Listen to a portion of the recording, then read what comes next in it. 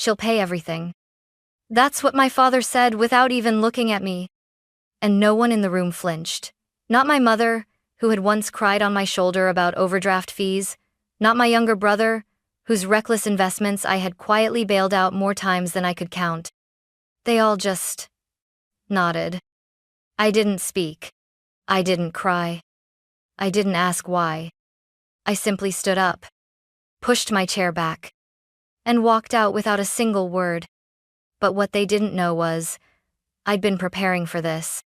For months. While they were counting on my silence, I was building my escape. While they saw me as their safety net, I had already cut every thread. They thought I left empty-handed. They had no idea I was finally taking everything back, starting with myself. They used to call me the good one. The responsible daughter. The strong one. The one who remembered birthdays, brought wine to Sunday dinners, and picked up the check. Just this once. Except it was never just once. It was every time. When I was 22, I put off graduate school to help cover my dad's surgery bill. When I was 27, I co-signed on a car loan for my brother Evan after he tanked his credit. When I was 30, I gave my parents $15,000 for roof repairs they said insurance wouldn't cover. I never saw a single receipt. And every time I handed over money, they said the same thing. We're so lucky to have you, Athena. You're our rock. But I wasn't a rock. I was a slowly cracking dam. No one ever asked what I needed.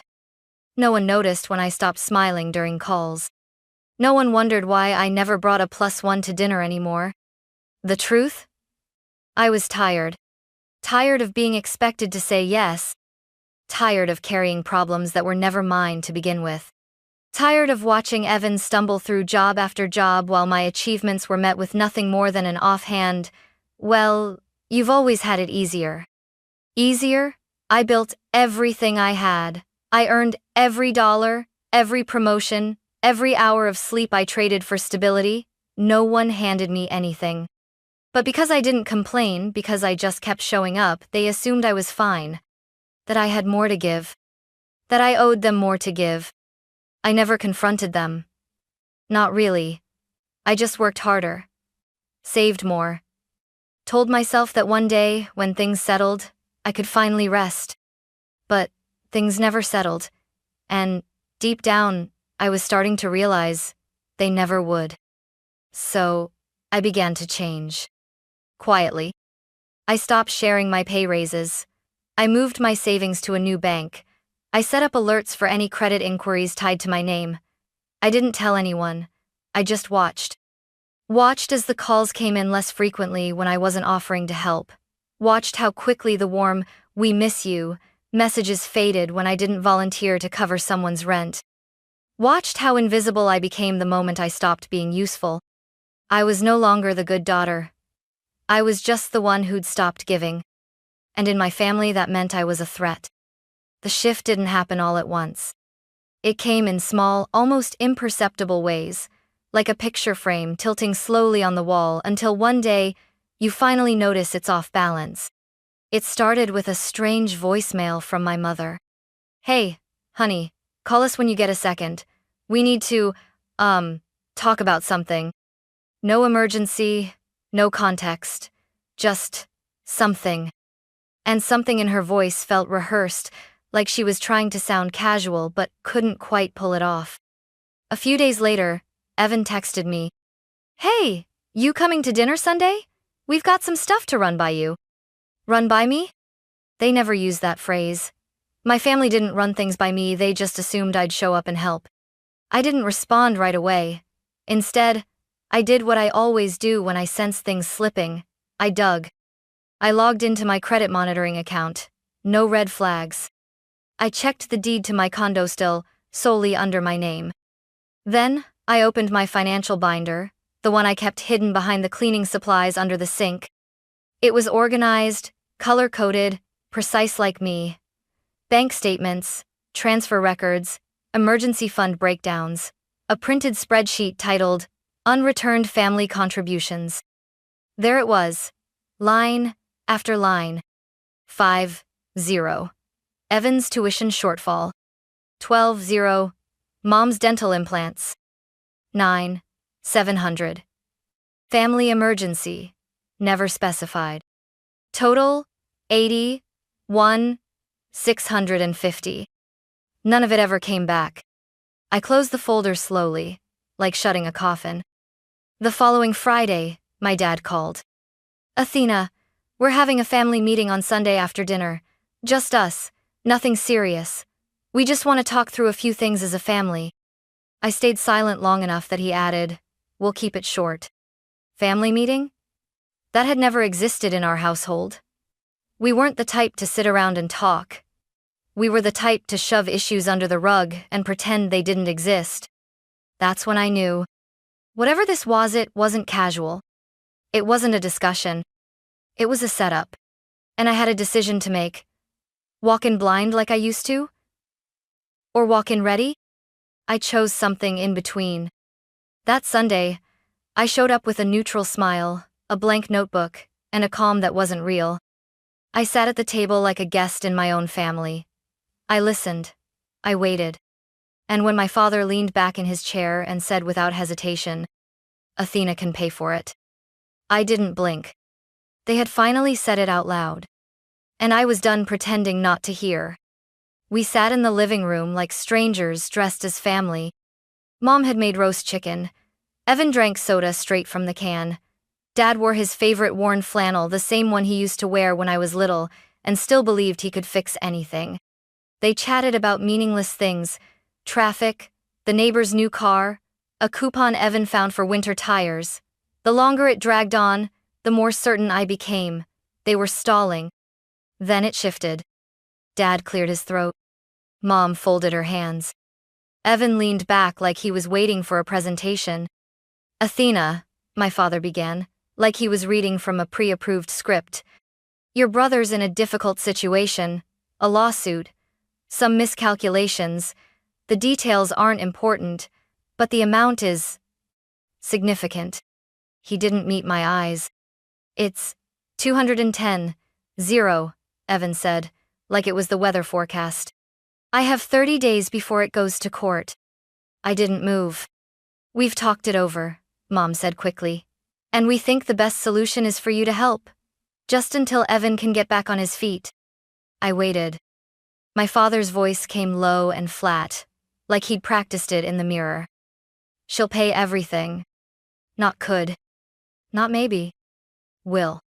That was the moment. That single sentence unzipped something in my chest. I looked at each of them, not with anger, not even hurt, just understanding. Like I was finally seeing the full picture, one I'd been too loyal, too tired, or too hopeful to admit was real. They weren't asking. They had decided. Because in their minds, I wasn't Athena, the person. I was Athena, the provider, the bailout, the fallback plan. And when you've always been dependable, silence becomes consent. But not this time. I didn't cry. I didn't raise my voice. I didn't explain how much they'd taken from me over the years. I stood up, tucked in my chair, smoothed my coat, and walked toward the door. Wait, Athena? Mom's voice rose behind me, brittle with confusion. I kept walking. Athena, can we just... I closed the door behind me before she finished. No slamming, no theatrics. Just an ending. I didn't go home that night. Not to the apartment with the framed family photo in the hallway. Not to the freezer full of lasagna I'd made for dinners. I was always too tired to eat. I drove for hours instead. No destination, just movement. Silence clung to me like fog. Not the cold, cruel kind. The clean kind, the kind that settles after a fire burns itself out. My phone buzzed. Mom, where did you go? Dad, we need to finish the conversation. Evan, seriously? You're just going to leave? I didn't answer. Instead, I parked in front of a quiet 24-hour diner. I sat with the engine running, my hands still on the steering wheel, and finally, I exhaled. They thought they'd cornered me. But they never noticed I'd already built the exits. For months now, I'd been moving my assets to banks they didn't know about. I'd created new passwords, added two-factor authentication, changed security questions to things they couldn't guess no more, mother's maiden name, or first pet. That night, I logged into every account I owned. Savings, investments, retirement funds. Click, transfer, freeze, lock. Then I pulled up the joint account I once opened to help Mom organize bills I'd left, 250 in it out of habit. Now it held 0. I changed my phone number, deleted shared calendars, removed location sharing. Every digital thread connecting me to them snapped. Then came the apartment. I packed a single suitcase, left behind the couch they'd guilted me into buying for Thanksgiving gatherings, took only what was mine. By sunrise, I was checked into a month-to-month rental across the state line, a small, clean loft, with no family photos, no memories pressed into the walls. It was quiet. Not lonely. Not sad. Just mine. By the end of that week, the texts turned to guilt. We raised you better than this. Your brother is in trouble. This isn't how family works. And then came the plea that told me everything I needed to know. We don't have anyone else. Exactly. They didn't have me anymore either. The number was unfamiliar. I almost didn't pick up. I was sitting on the floor of my temporary apartment, folding the same 3 sweaters into a drawer I didn't plan to use for long. The room smelled faintly of new paint and old wood, a blank slate. But something told me it was him. Hello? There was a pause. Then, his voice. Athena. Just my name. No apology, no greeting, just that it meant something. I said nothing. Look, I get it. You're mad, Evan said. But this isn't just about you, okay? This is about family. There it was. That word again. The one they used like a net warm enough to sound loving, strong enough to trap. You didn't even say anything, he continued. You just walked out. You ghosted us. No, I said flatly. I walked away. There's a difference. You could have said something? You weren't listening, I cut in. None of you were. You'd already decided what my answer would be. You just wanted me there to nod and write the check. The silence on his end crackled like static. I'm going to lose everything, he finally said. Softer now. The apartment. The car. Maybe even jail time. You should have thought of that before you gambled with people's money. I didn't gamble, okay? You lied, Evan, I snapped. You lied to investors, you lied to Mom and Dad, and now you want me to clean it up. Again. His voice cracked. I'm your brother. I closed my eyes and opened the drawer. Neatly stacked sweaters. Nothing dramatic. Just order. Just mine. I know, I said. And that's the saddest part. You're really going to let me go to jail? I'm not letting you do anything, I said calmly. You made choices. I'm making mine. Jesus, Athena, he whispered. You used to care. I did. So much that I nearly emptied myself trying to fix everyone else's mistakes. And now? Now I care enough to stop. He didn't speak for a long time. I imagined him sitting somewhere with his head in his hands, still thinking this was a phase, still believing I'd crack. Please, he said, voice raw. I'm begging you. I looked out the window. Early evening. A row of maple trees swaying outside. No one knew I was here. No one could reach me. And for the first time, I felt it not relief, not pride. Peace. I already told you, I said quietly. Don't beg me. Beg someone else. And I hung up. This time, I didn't cry. This time, I didn't feel guilty. This time, I didn't feel like the bad daughter. I felt free. It arrived on a Thursday. I was packing up my laptop at the co-working space I'd been using downtown. The receptionist's voice came through the intercom. Athena Monroe, someone from legal is here for you. A process server. I froze. Not because I didn't know what was coming, but because part of me still hoped I was wrong. He handed me a manila envelope. No eye contact. No words. Just a scribbled signature and a quick exit. Inside, a formal civil complaint, filed by Frank and Meredith Monroe, my parents. They claimed the money I'd given over the years had been loans, and that I was now reneging on verbal agreements and causing them emotional distress and financial hardship by withholding support. My hands didn't shake. My breath didn't quicken. Instead, I laughed. Not the kind of laugh that feels good. The kind that leaks out when disbelief finally gives up and lets exhaustion take over. I'd been their daughter, their safety net, their silent donor. Now, I was a defendant. I took the envelope, walked to the small cafe down the street, and opened my laptop.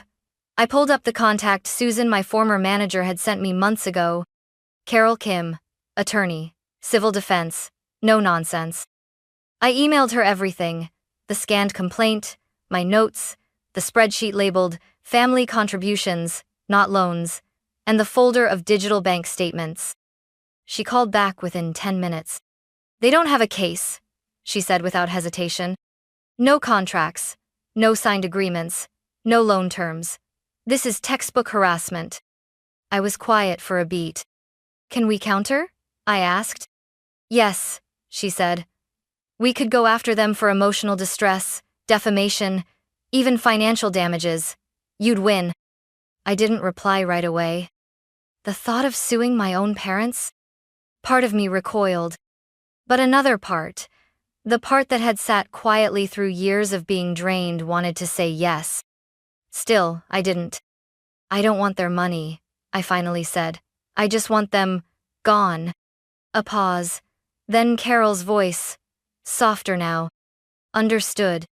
I ended the call, tucked the envelope into my bag. And in that moment, I knew. This wasn't just survival anymore. This was liberation. That weekend, I started packing. Not because of the lawsuit. Not because of fear. But because there was nothing left to stay for. I'd already signed the lease on a quiet apartment 2 states away, close to water, farther from memory. It wasn't a fresh start, not exactly. Just a clean one. I opened boxes that once held photos, holiday ornaments, and birthday cards from people who now called me emotionally harmful. Some I kept. Most I didn't. I picked up a frame, a picture of the 4 of us from a beach trip years ago. I stared at it long enough to realize I couldn't remember the last time any of us laughed like that without expectation attached. I set it down face first in the donation pile. I moved through the apartment like someone moving through a museum of her own life, carefully, quietly, leaving notes on what to discard and what to carry forward. Old baking pans, toss. Sweaters mom bought, donate. The financial binder under the sink? Keep. By Sunday morning, all that was left were clean floors, empty shelves, and a single suitcase. The rest, I left behind. I got one more call, a number I didn't recognize. I answered before I could stop myself. "Are you really doing this?" Evan's voice strained, already on edge. "You're just leaving?" "I already left," I said. "You just didn't notice." "I could lose everything," he said again like a broken record. "The apartment, my license, I'll have nothing." "I already have nothing," I said softly.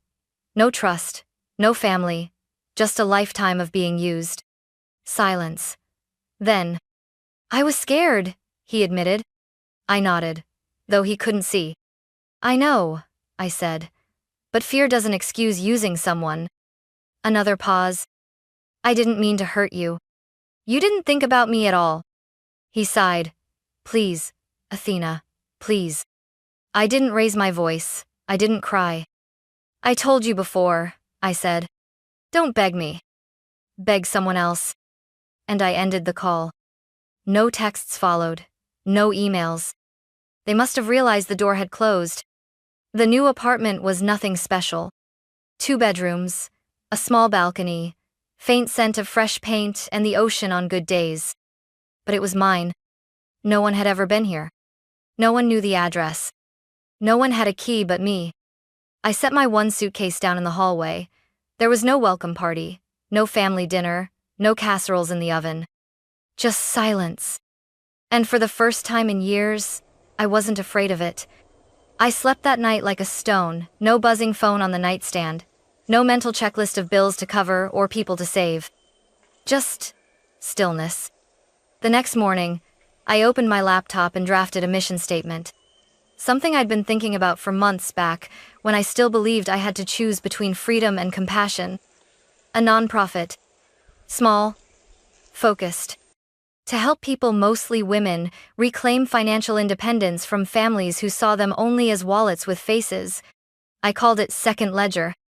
Because sometimes the real accounting doesn't happen in numbers. It happens in boundaries, in silence, in finally saying, enough. That week, I got one final letter. A handwritten envelope. No return address, but I recognized the handwriting immediately. Athena, I'm sorry. Not just for the money, or the way we planned it, but for never seeing you as more than someone who could fix things. You deserved better. I hope one day you'll forgive us. Mom. I read it twice. Then I folded it neatly and slipped it into a drawer. Not to keep, just not to carry. I didn't write back. Instead, I stepped out onto the balcony, coffee in hand, hair unbrushed, sun on my skin. I wasn't angry anymore. I wasn't broken. I was just done. Done performing. Done apologizing. Done shrinking to fit inside someone else's definition of love. Some people will only love you as long as you're useful.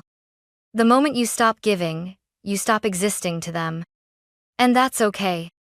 Because now, finally, I exist to me.